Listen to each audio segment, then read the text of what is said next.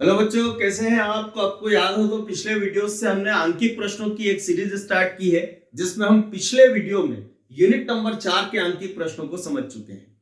अब unit number 5 जो है, उसमें ऐसे कोई इंपॉर्टेंट आंकिक प्रश्न नहीं है जो परीक्षा में आने लायक हो। तो अब हम देखने जा रहे हैं यूनिट नंबर 6 के महत्वपूर्ण आंकिक प्रश्न। लेकिन वो हम स्टार्ट करें बच्चों, उससे पहले हमें कुछ बातें पता होनी चाहिए। तो यूनिट नंबर 6 जो है, उसमें जो सूत्र उपयोग में आते हैं आंकिक प्रश्नों को हल करते समय, उसमें एक सूत्र यह होता है F बराबर R/2। इसमें F को बोलते हैं गोलीय दर्पण की फोकस दूरी और R को बोलते हैं वक्रता त्रिज्या। और आपको याद हो तो हमने पढ़ा है इस यूनिट में कि गोलीय दर्पण दो प्रकार के होते हैं, एक उत्तल और एक अवतल। तो याद रखिएगा, इन सूत्रों को उपयोग में लाते समय चिन्ह परिपाटी भी उपयोग में आती है। अब ये चिन्ह परिपाटी क्या है देखिएगा। तो यदि दर्पण उत्तल है तो ये F और R दोनों प्लस के होते हैं, और यदि दर्पण अवतल है तो ये F और R दोनों माइनस के होते हैं। इसके साथ साथ ये एक सूत्र होता है, शायद आपको याद हो, इसे दर्पण समीकरण कहते हैं। इसमें F फोकस दूरी है, इसकी चिन्ह परिपाटी तो हमने समझ ली कि यदि उत्तल है तो प्लस और अवतल है तो माइनस। अब देखें इनकी चिन्ह परिपाटी क्या होती है। तो ये जो U है, ये वस्तु की दूरी है जो सदैव माइनस की होती है, और ये जो V है, ये प्रतिबिंब की दूरी है। बच्चों ध्यानपूर्वक समझिएगा, यदि प्रतिबिंब वास्तविक है तो वह दर्पण के आगे बनता है, और यदि दर्पण के आगे बनेगा तो यह दूरी माइनस की होगी। और यदि प्रतिबिंब आभासी है तो प्रतिबिंब दर्पण के पीछे बनेगा, और प्रतिबिंब दर्पण के पीछे बनेगा तो वो दूरी प्लस की होगी। तो याद रखिएगा, वास्तविक प्रतिबिंब के लिए v का मान माइनस का होता है और आभासी प्रतिबिंब के लिए v का मान प्लस का होता है। ये कुछ चिन्ह परिपाटी है। अब हम इस पर आधारित आंकिक प्रश्न देखने जा रहे हैं। तो एक आंकिक प्रश्न है, एक अवतल दर्पण की वक्रता त्रिज्या 36 सेंटीमीटर है। एक अवतल दर्पण की वक्रता त्रिज्या 36 सेंटीमीटर है।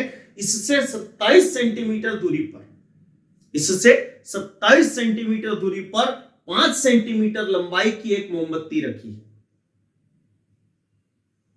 एक मोमबत्ती रखी है। प्रतिबिंब की स्थिति, प्रतिबिंब की प्रकृति और प्रतिबिंब का आकार ज्ञात कीजिए। यह प्रश्न है, ठीक है। एक सूत्र और उपयोग में आता है बच्चों, वो सूत्र होता है M बराबर I/O बराबर होता है -V/E। इसमें I को प्रतिबिंब की लंबाई बोलते हैं, O को वस्तु की लंबाई बोलते हैं, V को प्रतिबिंब की दूरी और U को वस्तु की दूरी बोलते हैं। और हम जो आंकिक प्रश्न करने जा रहे हैं बच्चों, उसमें ये तीनों ही सूत्र हमारे काम में आने वाले हैं। तो प्रश्न आपने सुना, मैं एक बार फिर रिपीट करता हूं। 36 सेंटीमीटर वक्रता त्रिज्या के अवतल दर्पण के सामने 27 सेंटीमीटर दूरी पर 5 सेंटीमीटर लंबाई की एक मोमबत्ती रखी है। प्रतिबिंब की स्थिति, प्रकृति और आकार ज्ञात कीजिए। तो सबसे पहले देखें बच्चों, इसमें दिया क्या है। तो इसमें दिया है अवतल दर्पण की वक्रता त्रिज्या। बच्चों वक्रता त्रिज्या मतलब R दी हुई है 36 सेंटीमीटर। इससे 27 सेंटीमीटर दूरी पर 5 सेंटीमीटर लंबाई की एक मोमबत्ती रखी है, मतलब वस्तु रखी है, तो वस्तु की दूरी 27 सेंटीमीटर। वस्तु की लंबाई, लंबाई मतलब वो 5 सेंटीमीटर, यह दिया हुआ। हमें यह ज्ञात करना है कि प्रतिबिंब की स्थिति, स्थिति मतलब प्रतिबिंब कितनी दूरी पर बनेगा, V।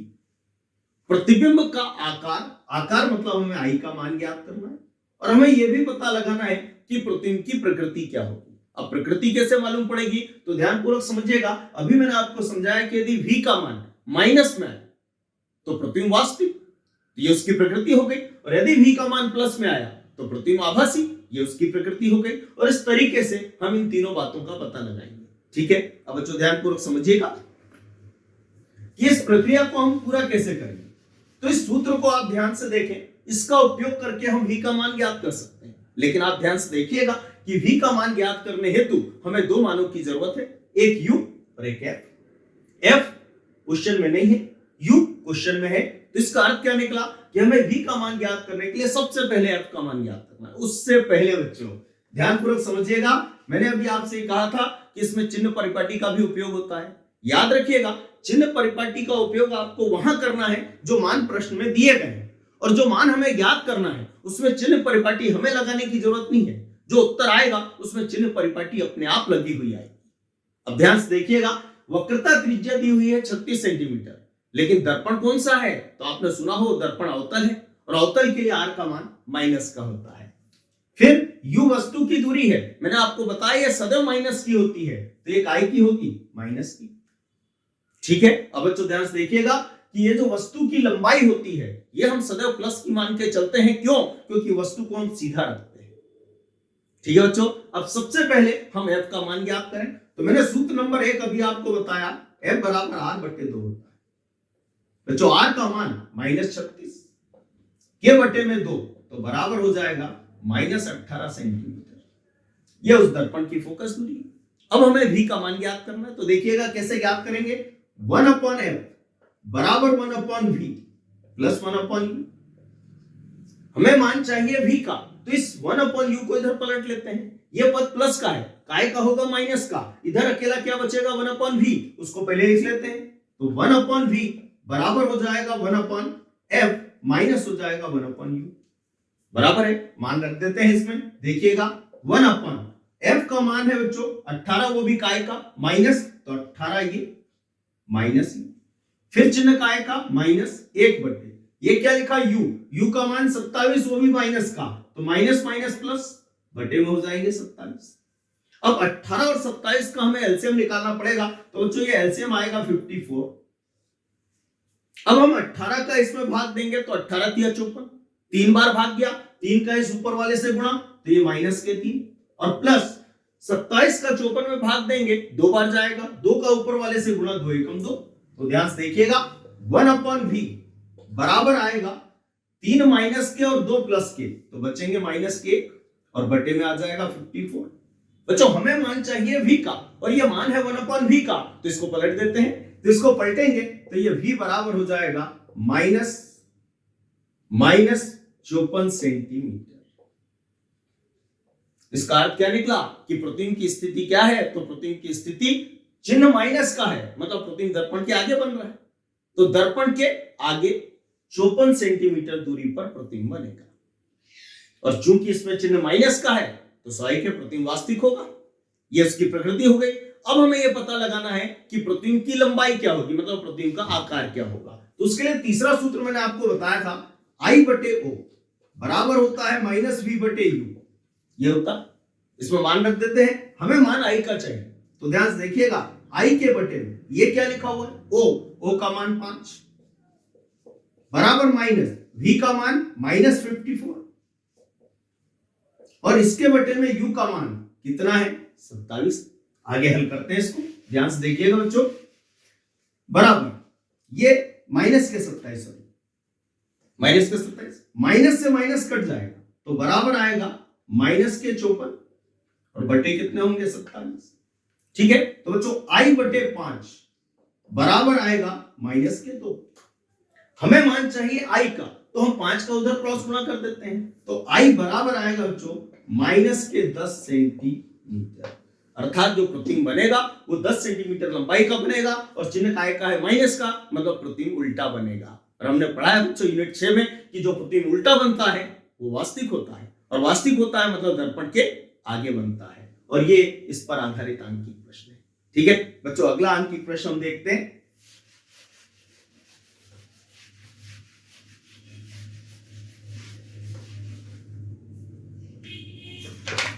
ध्यानपूर्वक समझिएगा। एक उभयोत्तल लेंस के पृष्ठों की वक्रता त्रिज्याएं क्रमशः 10 सेंटीमीटर और 15 सेंटीमीटर और अपवर्तनांक 1.5 है, तो लेंस की फोकस दूरी ज्ञात कीजिए। तो ध्यानपूर्वक समझिएगा क्वेश्चन में क्या क्या दिया है। तो बच्चों क्वेश्चन में दिया है पृष्ठों की वक्रता त्रिज्याएं क्रमशः 10 सेंटीमीटर और 15 सेंटीमीटर। तो R1 एक पृष्ठ की वक्रता त्रिज्या जो कि है 10 सेंटीमीटर, और R2 दूसरे पृष्ठ की वक्रता त्रिज्या जो कि है 15 सेंटीमीटर। और लेंस के पदार्थ का अपवर्तनांक दिया हुआ है, अपवर्तनांक मतलब म्यू 1.5। हमें ज्ञात करना है लेंस की फोकस दूरी। तो आपने यूनिट नंबर 6 में अध्याय नंबर 9 में एक सूत्र पढ़ा होगा लेंस की फोकस दूरी का। वो सूत्र होता है जो 1/f बराबर होता है μ-1 ब्रैकेट 1/r1 -1/r। याद रखिएगा, ये वो सूत्र है जिस पर आधारित अक्सर कोई ना कोई आंकिक प्रश्न परीक्षा में आता है। ठीक है, अब ध्यानपूर्वक समझिएगा, इस सूत्र का हम उपयोग करें उससे पहले याद रखिएगा, यदि लेंस उत्तल है तो R1 प्लस होता है और R2 माइनस होता है, और यदि लेंस अवतल है तो R1 माइनस होता है और R2 प्लस होता है। ऐसा क्यों है ये भी आप समझ लें एक बार। देखिएगा, ये जो लेंस है ये उत्तल लेंस है, इस पृष्ठ की वक्रता त्रिज्या R1, इस पृष्ठ की वक्रता त्रिज्या R2। हम सभी जानते हैं कि दाईं ओर की दूरियां धनात्मक और बाईं ओर की दूरियां ऋणात्मक होती हैं। बच्चों, ये जो पृष्ठ है, यदि इसकी वक्रता त्रिज्या हम R1 मानते हैं तो वक्रता त्रिज्या इधर होगी क्योंकि गोला इधर बनेगा, और इधर की दूरी काय की होगी, प्लस की, और इसका गोला इधर बनेगा तो इसकी वक्रता त्रिज्या इधर होगी जो कि माइनस की होगी। यही कारण है कि उत्तल लेंस के लिए R1 प्लस और R2 माइनस होता है। अब क्वेश्चन को आप एक बार फिर सुने तो उसमें दिया हुआ है कि एक उभयोत्तल लेंस के पृष्ठों की वक्रता त्रिज्याएं क्रमशः 10 सेंटीमीटर और 15 सेंटीमीटर, अपूर्णांक 1.5 है। हमें लेंस की फोकस दूरी ज्ञात करना। तो आप ध्यान से देखिएगा, चूंकि लेंस उभयोत्तल मतलब उत्तल है तो R1 प्लस का और R2 माइनस का, तो ये 10 प्लस का और 15 माइनस। मैं यहां पे आपको एक बात स्पष्ट कर दूं कि आप 10 और 15 में से किसी को भी R1 मान सकते हैं और किसी को भी R2 मान सकते हैं, उससे उत्तर पर कोई प्रभाव नहीं पड़ेगा। लेकिन जिसको आप R1 मानेंगे उसका मान प्लस का रखेंगे, और जिसका मान आप R2 मानेंगे उसको माइनस का रखेंगे। ठीक है बच्चों, हम मान रखते हैं सूत्र में, तो ध्यान से देखिएगा, म्यू का मान 1.5 माइनस 1, ब्रैकेट 1/R1, R1 का मान 10 माइनस 1/R2, R2 का मान -15 है, तो माइनस माइनस प्लस 15। कोई दिक्कत तो नहीं। अभी ध्यान से देखिएगा, 1.5 में से 1 घटेगा तो ये बचेंगे 0.5। अब इनका हमें एलसीएम निकालना पड़ेगा, तो 10 और 15 का एलसीएम आएगा बच्चों 30, तो यहाँ 30 लिख देते हैं। एलसीएम निकालना तो आता होगा आपको, ठीक है। 10 का हम 30 में भाग देंगे, कितनी बार जाएगा, 3, 3 का ऊपर वाले से गुणा, 3 एकम 3, प्लस 15 का 30 में भाग देंगे, कितनी बार जाएगा, 2, 2 का ऊपर वाले से गुणा, 2 एकम 2, ये हो गया। अब ध्यान से देखिएगा, ये जो 0.5 है, यदि पॉइंट हटाएंगे तो नीचे 10 आ जाएगा, और 5 का 10 में भाग देंगे, 5 दूनी 10, मतलब इनडायरेक्टली हम 0.5 को 1/2 लिख सकते हैं, 1/2 लिख सकते हैं। 3 और 2 कितने हो गए, 5, और बटे में कितने हो गए, 30। अब ध्यान से देखिएगा, 5 से 30 में 2 का गुणा करेंगे, ये हो जाएंगे 60, और 60 में हम 5 का भाग दे दें तो ये हो जाएगा 1/f। ध्यान रखिएगा, ये 1/f का मान है, बराबर 5 एकम 5 और 30 दूनी कितने हो गए, 60।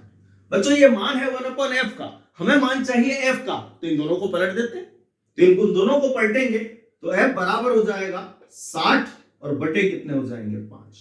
तो f बराबर आएगा, 60 में 5 का भाग दिया, ये आएगा 12 सेंटीमीटर, और ये उस लेंस की फोकस दूरी होगी। ठीक है बच्चों, इसी टाइप का एक तीसरा प्रश्न भी है, ध्यान से सुनिएगा। प्रश्न क्या है, प्रश्न है, एक उभयोत्तल लेंस के पृष्ठों की वक्रता त्रिज्याएं क्रमशः 10 सेंटीमीटर और 15 सेंटीमीटर और फोकस दूरी 12 सेंटीमीटर। मतलब क्वेश्चन इसी टाइप का है, थोड़ा सा चेंज है, इसमें वक्रता त्रिज्याएं और अपर्तनांक दिया हुआ है, हमें फोकस दूरी ज्ञात करना थी। क्वेश्चन यू भी हो सकता है कि वो आपको पृष्ठों की वक्रता त्रिज्याएं और फोकस दूरी दे दे, आपसे अपर्तनांक पूछ ले, सेम टाइप का क्वेश्चन। तो एक बार फिर बोले, क्या बोलेंगे, एक उभयोत्तल लेंस के पृष्ठों की वक्रता त्रिज्याएं क्रमशः 10 सेंटीमीटर और 15 सेंटीमीटर तथा फोकस दूरी 12 सेंटीमीटर है, तो लेंस के पदार्थ का अपर्तनांक ज्ञात कीजिए। ठीक है, तो चेक करके देखते हैं। बच्चों ध्यानपूर्वक समझिएगा, ये जो हम अंकित प्रश्न देख रहे हैं, इसमें संख्याएं परिवर्तित हो सकती हैं, लेकिन सूत्र और हल करने का तरीका कभी परिवर्तित नहीं होता है। ठीक है बच्चों, अब ध्यान से देखिएगा, क्वेश्चन में क्या क्या दिया। तो पृष्ठों की वक्रता त्रिज्याएं दी है, तो R1 बराबर 10 सेंटीमीटर, R2 बराबर 15 सेंटीमीटर। हम जानते हैं उभयोत्तल लेंस मतलब उत्तल लेंस के लिए R1 प्लस और R2 माइनस, और दिया है फोकस दूरी, फोकस दूरी मतलब है कितने सेंटीमीटर, 12 सेंटीमीटर। याद रखिएगा, उत्तल लेंस की फोकस दूरी धनात्मक और अवतल लेंस की फोकस दूरी ऋणात्मक होती है, ये दिया है, हमें ज्ञात करना है अपर्तनांक। तो स्वाभाविक सी बात है, ऐसे सूत्र का उपयोग करना होगा जिसमें ये चारों आते हैं, तो सूत्र अभी लिखा था हमने। ठीक है, तो 1/f बराबर है mu minus 1, bracket 1/R1 minus 1/R2। मान रखते हैं इसमें 1/f का मान 12, बराबर म्यू माइनस 1, ये तो हमें याद करना है, ठीक है। ब्रैकेट 1 अपॉन R1 मतलब 10, R2 मतलब -15, तो माइनस माइनस प्लस 1/15। ठीक है बच्चों, अब ध्यान से देखिएगा, 1/12 बराबर म्यू माइनस 1। अभी थोड़ी देर पहले इसको हमने हल किया था, इसका एलसीएम हमने 30 लिखा था, 10 का 30 में भाग दिया, ये 2 सॉरी 3, 10 दिया 30, 3 एकम 3 और प्लस 15 दूनी 30, 2 एकम 2, कोई दिक्कत तो नहीं। अभी ध्यान से देखिएगा, 1/12 बराबर म्यू माइनस 1, फिर 3 और 2 5 और बटे कितने हो जाएंगे 30। बच्चों हमें मान चाहिए म्यू का, तो इस 5/30 पहले इसको काट लेते हैं, 5 एकम 5, 5 6 30, ठीक है। इस 6 का क्रॉस गुणा इधर कर देते हैं, तो ध्यान से देखिएगा, 6 का क्रॉस गुणा करेंगे तो क्या आएगा, तो 6 का क्रॉस गुणा उधर करेंगे तो उधर बचेगा म्यू माइनस 1 बराबर होगा 6 एकम 6 और बटे कितने हो जाएंगे 12, कोई दिक्कत तो नहीं। अब बच्चों ध्यान से देखिएगा, 6 एकम 6 और 6 दूनी 12, तो ये मान आएगा 1/2। हमें मान चाहिए म्यू का, तो हमने इस 1 को उधर पलट दिया, काय का है ये माइनस का, उधर जाएगा काय का होगा प्लस का, तो म्यू बराबर हो जाएगा 1/2 प्लस 1, तो 2 एकम 2 और 1 3/2, तो अपूर्णांक का मान हो जाएगा 3/2। हम चाहें तो इसको ऐसा भी रख सकते हैं, हम चाहें तो 3 में 2 का भाग देके लिख सकते हैं। यदि बच्चों 3 में 2 का भाग देते हैं तो ये मान हो जाएगा 1.5, और याद रखिएगा अपूर्णांक का कोई मात्रक नहीं होता, ये एक मात्रक विहीन राशि है, ठीक है। और ये एक और अंकित प्रश्न है, ठीक है बच्चों। अगला अंकित प्रश्न हम देखने जा रहे हैं जो कि व्यतिकरण से संबंधित है। वो अंकित प्रश्न क्या है, पहले ध्यान से सुनिएगा। दो तरंगों की तीव्रताओं का अनुपात 1:9 है, दो तरंगों की तीव्रताओं का अनुपात 1:9 है, 1:9 है। यदि तरंगें व्यतिकरण करती हों तो अधिकतम और न्यूनतम तीव्रताओं का अनुपात ज्ञात कीजिए, ठीक है बच्चों। तो देखें दिया क्या है, उससे पहले मैं आपको यह बता दूं कि इसमें किन सूत्रों का उपयोग होना चाहिए। तो याद रखिएगा, कभी आपने पढ़ा होगा यूनिट नंबर 6 में कि तरंगों की जो तीव्रता होती है वो आयाम के वर्ग के अनुक्रमानुपाती होती है। तो यदि इससे हम अनुपातिक सूत्र बनाए बच्चों, तो अनुपातिक सूत्र बनेगा I1/I2 बराबर होगा A1/A2 और इसका होल स्क्वायर, यह अनुपातिक सूत्र होता है। एक और, जैसे ये तीव्रताओं का अनुपात है वैसे ही अधिकतम और न्यूनतम तीव्रताओं का अनुपात का सूत्र यह होता है A1 + A2 और बटे में आता है A1 - A2, इसका होल स्क्वायर। मुझे उम्मीद है इस माइनस का मतलब आपको पता होगा बच्चों। ये जो माइनस होता है इसका अर्थ होता है कि A1 और A2 में जो बड़ा है उसमें से छोटे को घटाएंगे, अर्थात घटाने के बाद जो मान है उसे आप माइनस में नहीं सदैव प्लस में लिखेंगे। और ये वो दो सूत्र हैं जिनकी हमें जरूरत पड़ने वाली है, ठीक है बच्चों। तो क्वेश्चन में एक बार फिर रिपीट कर दूं, दो तरंगों की तीव्रताओं का अनुपात 1:9 है। यदि तरंगें व्यतिकरण करती हो तो अधिकतम और न्यूनतम तीव्रताओं का अनुपात ज्ञात कीजिए, ठीक है। तो ध्यान से देखिएगा, क्वेश्चन में दिया क्या है, तो दो तरंगों की तीव्रताओं का अनुपात I1/I2 बराबर 1:9, मतलब 1/9 है। हमें अधिकतम और न्यूनतम तीव्रताओं का अनुपात ज्ञात करना है, मतलब I मैक्सिमम और I मिनिमम का अनुपात ज्ञात कर।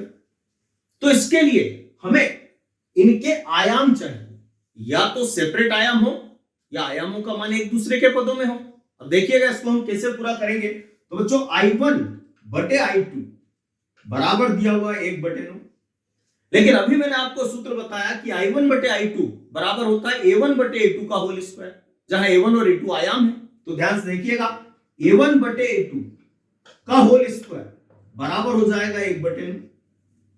दोनों पक्षों का हम वर्गमूल निकालें तो इधर आएगा, वर्ग से वर्गमूल कटेगा, A1/A2 बराबर 1 का वर्गमूल 1 और 9 का वर्गमूल कितने हो जाएंगे 3।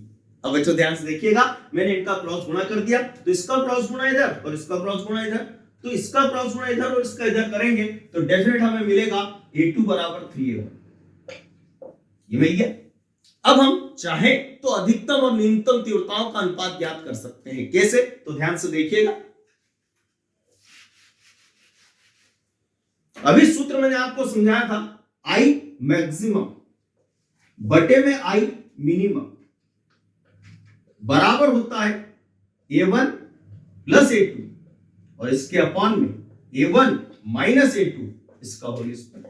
बच्चों आप चाहें तो इस सूत्र को ऐसा भी लिख सकते हैं A2 प्लस A1 बटे A2 माइनस A1 का होल स्क्वायर, कोई फर्क नहीं पड़ता। ठीक है, अब ध्यान से देखिएगा, बराबर मान रखते हैं इसमें। और ये क्या लिखा है A1 प्लस ये क्या लिखा हुआ है A2। बच्चों A2 है 3A1 के बराबर, अभी हमने देखा, तो इसको लिख देते हैं 3A1। इसके बटे में A1 जैसा है वैसा चिन्ह माइनस का, और ये क्या लिखा हुआ है A2, A2 को अगेन लिख देते हैं 3A1 और इसका होल स्क्वायर। बच्चों ध्यान से देखिएगा, बराबर 3A1 में A1 जुड़ा, कितने हो गए 4A1, और बटे में 3A1 में से A1 घटा तो कितने बचेंगे 2A1। वैसे तो लिखना चाहिए माइनस का, पर ये जो माइनस का निशान है ये हमें क्या बता रहा है कि आप बड़े में से छोटे को घटाएंगे, मतलब उत्तर हमेशा प्लस में लिखना है, माइनस में नहीं लिखना है। ठीक है बच्चों, अब ध्यान से देखिएगा, ये इसका स्क्वायर A1 से A1 कट जाएगा और 4 2 से कटेगा तो ये बचेगा 2/1 और इसका क्या होगा स्क्वायर।